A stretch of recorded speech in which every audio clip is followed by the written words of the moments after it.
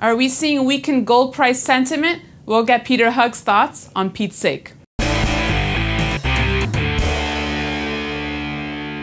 Peter, thanks so much for being with me. You're welcome, Daniela.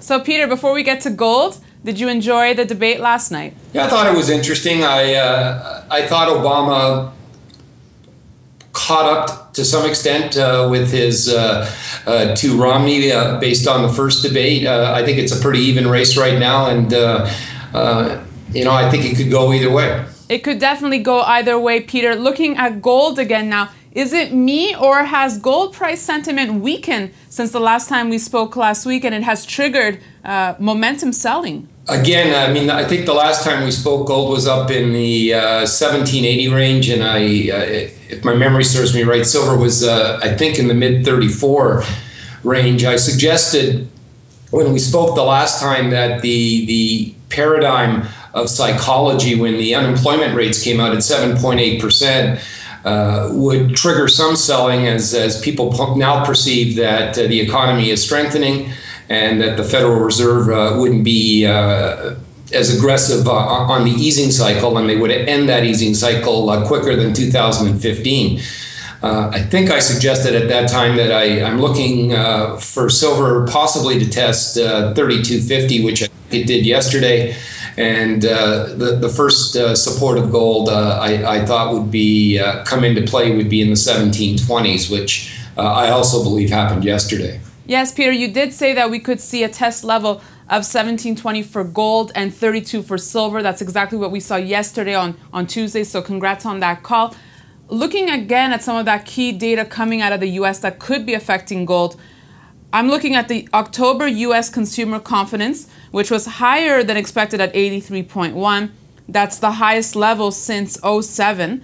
Also, we saw September advanced retail sales up 1.1%, also higher than expected, and industrial production in September also jumping a higher than expected 0.4%. So, Peter, my question to you is, do you think this better than expected economic news is hurting gold? Well, I've always been in the camp that the economy is slowly improving, and I don't think there's too many economists out there that disagree with that point.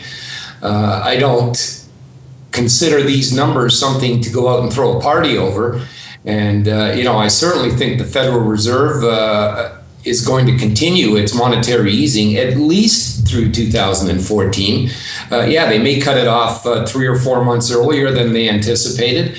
But I certainly don't see this economy as taking off. We've still got GDP growth under 2%. We still have the Europeans in very, very deep trouble. We have China, whose growth is closer to 6% than the 8-9% that they were predicting at the beginning of the year. I see continued stimulus globally. Add Japan to it as well, and I find it difficult to believe that this stimulus will not continue until this economy, the economic recovery, takes firm footing. And there's just a lot of problems in the short term. I mean, other than the unknowns of the U.S. election, we've got the fiscal cliff. You can add a number of scenarios that are coming down the pike in very short term that will create uncertainty and probably put a damper on consumer spending. Peter, do you think a Romney presidential win could mean more cuts in U.S. government spending, which could mean lower gold prices? I'm speaking probably predominantly to an American audience, and whether it's Romney or Obama running the White House, this is a congressional issue. I mean, there has to be nonpartisan support of getting the U.S. budget deficit under control.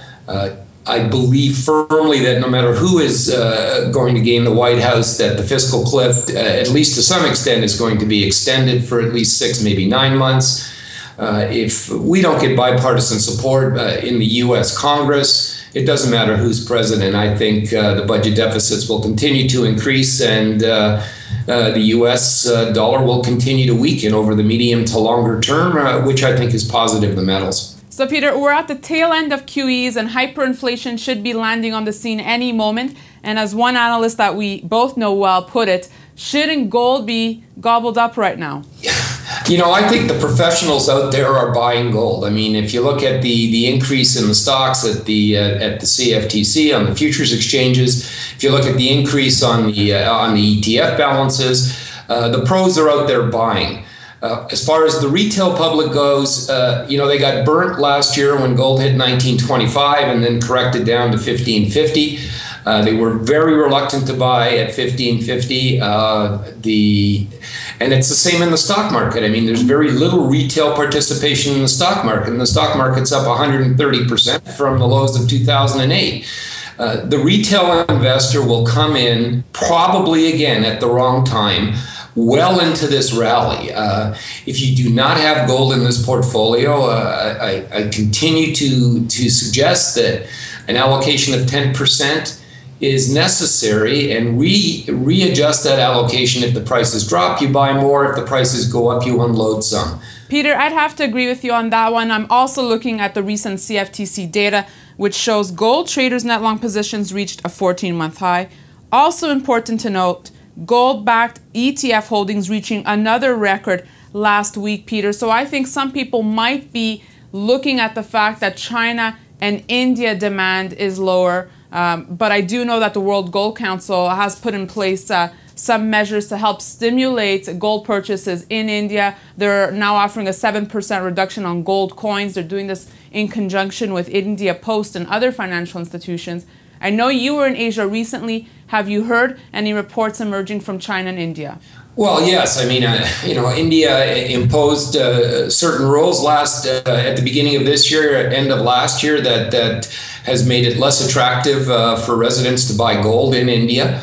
I still see China as a net importer of gold. They're the largest gold producer in the world right now. They don't export 1 ounce.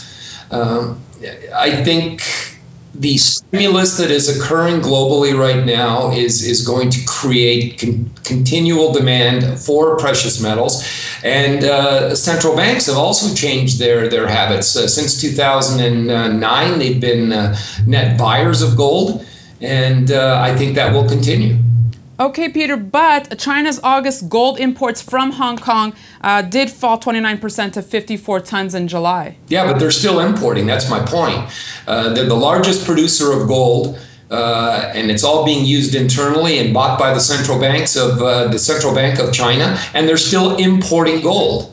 That indicates to me there's demand. Okay, Peter, fair enough.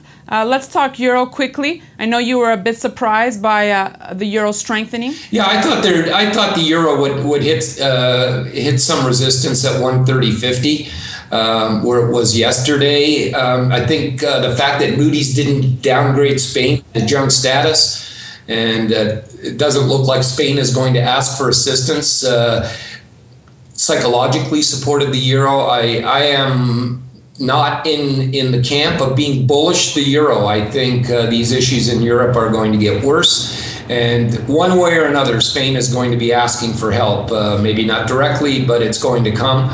And I mean, if I were a forex trader like I used to be in my previous life, I'd be short the euro against the dollar here. Well, I like you in this lifetime, Peter. Finally, just recapping quickly, gold and silver for this week. I want to be short gold here short term. I'd like to see 1728 tested again and hold before I go long. Remember, I'm talking to the audience as a trader.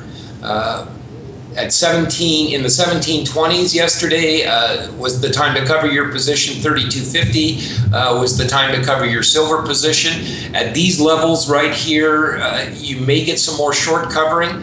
But as a trader, I'm standing aside on these levels right now. I'd be aggressively long over 1780 again. But I'd be careful that we don't have one day where the stock market takes a hit and we get a 300-400 point drop. This is October. It does tend to happen. And that could push silver down below 3250, which would take it to the next level in the low 31s. And gold to the 1680. I'm still seeing 1680, 1650, 1680 as a possible level for gold in the short term. But again, there I'd be an aggressive buyer. So as we know, October can hold surprises. So you want to be short gold short term? As a trader. If I don't hold gold in my portfolio, I'm a buyer of gold to get my 10% allocation, and then I readjust depending on which way the price goes. A little higher, I'll sell some. A little lower, I'll buy more. But you need to have a percentage of your portfolio in metals here. There's just way too much uncertainty coming down the road. Good thoughts, Peter. Really good thoughts. Thanks so much. Thanks, Daniela. And thanks for watching this edition of For Pete's Sake. You can email me as always at newsfeedback@kitco.com for Kitco News. I'm Daniela Cambone.